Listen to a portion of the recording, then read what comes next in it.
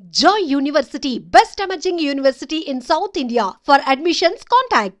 But ఇప్పుడు ఈ reviews చెప్తున్నప్పుడు కూడా మీరు రివ్యూస్ అంటే ఇప్పుడు జర్నలిస్ట్లే కాదు అందరూ పర్సనల్ ఛానల్స్ పెట్టుకుని ఒపీనియన్ చెప్తున్నారు. వాళ్ళందరూ కూడా స్టోరీ సెగ్మెంట్ వచ్చేసరికి రొటీన్ స్టోరీ అంటున్నారు. రొటీన్ అనేది కామన్ అయిపోయింది. ఎందుకు సార్ ఆ రొటీన్ అనేది దీంట్లో ఈ స్టోరీ చాలా కొత్తగా ఉంది అని కొన్ని మీరు చెప్పినట్టు ఆ ఫ్యూ సినిమాలకే చెప్తున్నారు ఏ స్టోరీ కొత్తగా ఉంది, మిగిలినట్లకి రొటీన్ కథే స్క్రీన్ ప్లే మాత్రం బాగుంది అంటున్నారు. ఎవరిని మనము దర్శని ఎవరిని విమర్శించలేము. పెద్ద హీరోస్ పెద్ద డైరెక్టర్లు అందరూ చేసే వాళ్ళని మనం విమర్శించకూడదు. వాళ్ళ సర్కమ్స్టెన్సెస్ని బట్టి వాళ్ళు అట్లా చేస్తుంటారు. కానీ ఇది నేనేం చెప్తానంటే ఈ రైటింగ్ స్కిల్ అనేది నటించటం కొంతమందికి భగవంతుడు ఇస్తాడు, రచించటం కొంతమందికి ఇస్తాడు. ఈ రచించటం అనేది సాక్షాత్తు అమ్మవారి స్వరూపంగా నేను భావిస్తాను. అమ్మవారి అనుగ్రహంతో అమ్మవారి ఆశీస్సులతో రైటర్ అవుతారు. సో వాళ్ళు చాలా తక్కువ మంది ఉంటారు భారతదేశం మొత్తం మీద. నాకు కంటెంట్ అండ్ సోల్ కథ రాసేవాళ్ళు ఒక 10 మంది ఉన్నారు ఓన్లీ ఎంటైర్ నేషన్లోనే. ఆ 10 మంది నాకు తెలుసు ఎవరో. ఓకే, మిగతా 1000 మంది ఉన్నారు. ఆ 1000 మంది కాదా అంటే నేను సోల్గా వాళ్ళు కథలు రాయట్లేదు, వాళ్ళకి తెలియదనే చెప్తాను.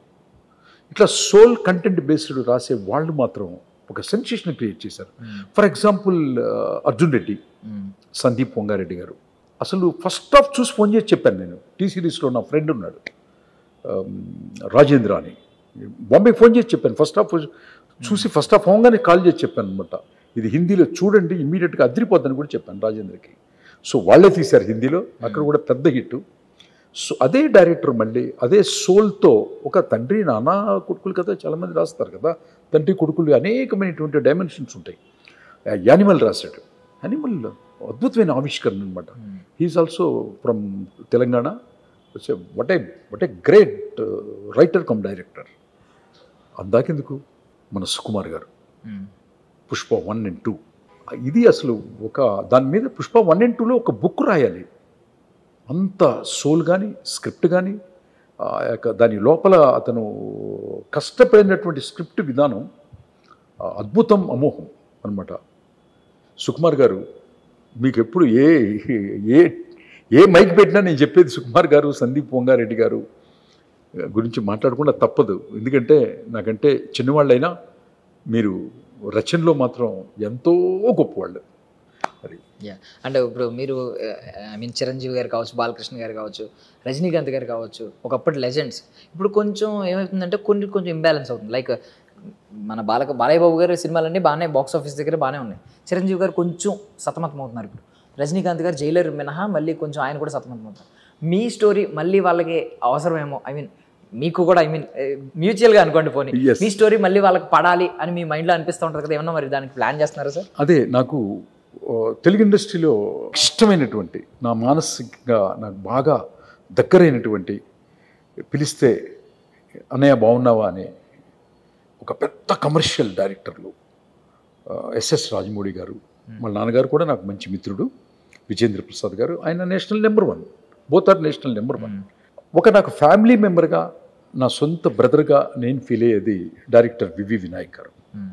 అతి తొందరలో వివి వినాయక్ గారు అనేకమైనటువంటి డైమెన్షన్స్లో యాజ్ ఏ డైరెక్టర్, నా ఉద్దేశం ఆయన హీరో కూడా కావాలని నేను కోరుకుంటున్నాను, మనస్ఫూర్తిగా కోరుకుంటున్నాను. ఎందుకంటే ఆయన ఠాగూర్లో చేసినటువంటి ఒక సన్నివేశం, ద ఎక్స్ప్రెషన్ వితౌట్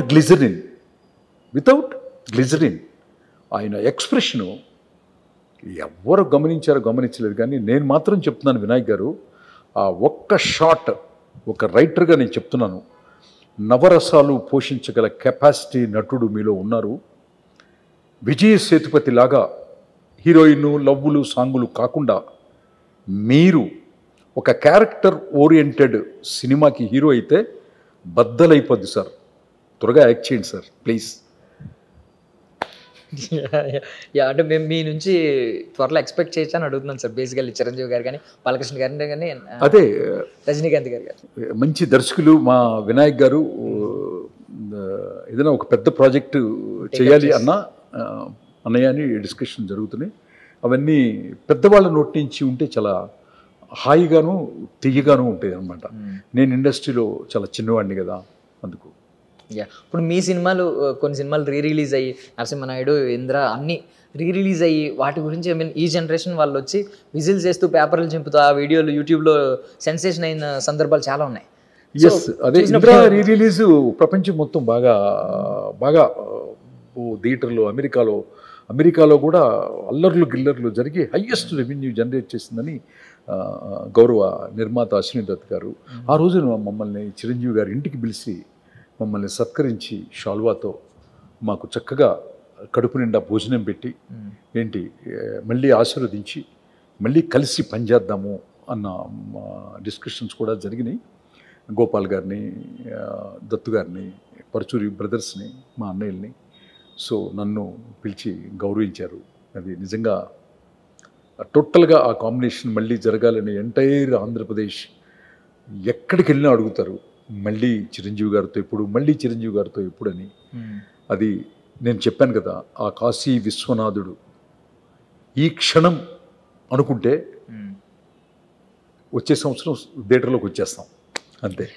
నేను మాత్రం రెడీగా ఉన్నాను. ఓకే, మీరు చిరంజీవి ఇంద్రా స్టైల్లోనే చెప్పారు మాట కూడా.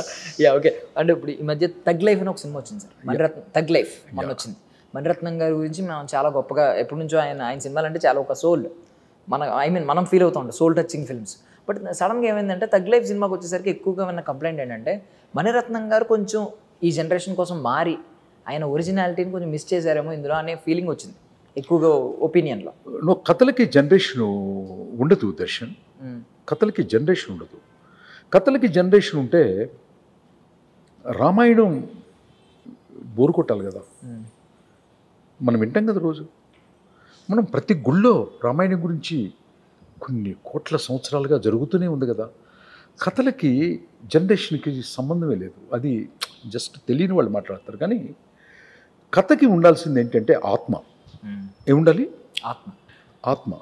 మనిషికి ఎలా అయితే సోల్ ఉంటుందో, సోల్ వెళ్ళిపోతే ఇది డెడ్ బాడీ అవుతుంది. అట్లాగే కథ లేని, ఆత్మ లేని కథ కూడా డెడ్ బాడీ అయిపోయి ఫ్లాప్ అవుద్ది.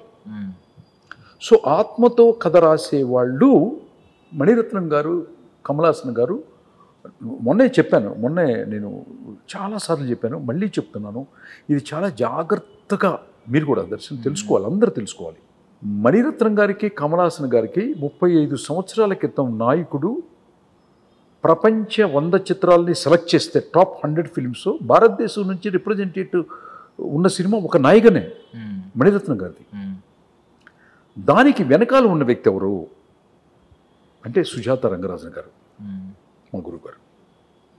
సో ఆయన లేడు కాబట్టి శంకర్ గారు భారతీయుడైనా, ముందు భారతీయుడు, ఆయన రాశాడు స్క్రీన్ ప్లే అండ్ టోటల్గా సోల్ నిర్మాణం అంతా ఆయనే చేస్తాడు. ఆయన ఎప్పుడైతే లేడో ఒక సోల్ రైటరు, వాళ్ళు కుప్ప కూలి కింద పడిపోయారు అనమాట. మనం ఎప్పుడు థింక్ చేయాల్సింది ఏంటంటే all heroes in the world, the sole script writer is very important for either Maniratnam garu or Shankar garu, either Kamal Haasan garu or Ram Charan Teja garu, young heroes and the old heroes. అందరూ కూడా కథని select చేసేటప్పుడు దాంట్లో ఆత్మ ఆవిష్కరణ జరిగిందా లేదా అనేది గనక నిర్ధారించుకోగల కెపాసిటీ ఉంటే అట్లాంటి డిజాస్టర్స్ రావటం వల్ల జీవితాలు కాదు, జీవితాలు డబ్బు పొద్ది మళ్ళీ సంపాదించుకోవచ్చు. అదే హీరో మళ్ళీ ఇంకొక సినిమా చేస్తాడు, మళ్ళీ హిట్ అవుతాడు. కానీ ఎంతో ఆశ పెట్టుకొని వస్తున్నటువంటి మీ అభిమానులు హృదయం గాయపడుతుంది. ఆ గాయపడిన హృదయం ఎంత అభిమానిస్తారంటే హీరోల్ని, especially South India, especially Andhra Pradesh భగవంతుడితో సమానంగా హీరోలను చూస్తారు. అట్లాంటి హీరో సినిమా ఫ్లాప్ అయినప్పుడు వాళ్ళ హృదయం ఎంత పగిలిపోద్దో నాకు తెలుసు. ఎందుకంటే నేను కూడా చిరంజీవి గారి అభిమానిని. ఎంత అభిమానినంటే నా కొడుకు పేరే చిరంజీవి అని పెట్టుకున్నాను, అంత అభిమాని. సో ఆయన ఒక సినిమా ఏదైనా చిన్న తేడా వస్తే నా హృదయం పగిలిపోతుంది. అట్లాగే బాలకృష్ణ గారిది నాకు ప్రాణాతి ప్రాణం. ఆయన నాకు ఫస్ట్ అవకాశం ఇచ్చినటువంటి ఒక దైవ స్వరూపం. లక్ష్మీ నరసింహస్వామి లాగా నేను ఆయన్ని ఫీల్ అవుతాను మా ఇంట్లో అందరం కూడా ఆయన సినిమాకి ఏమీ జరగకూడదని అనుకుంటాను అనమాట. సో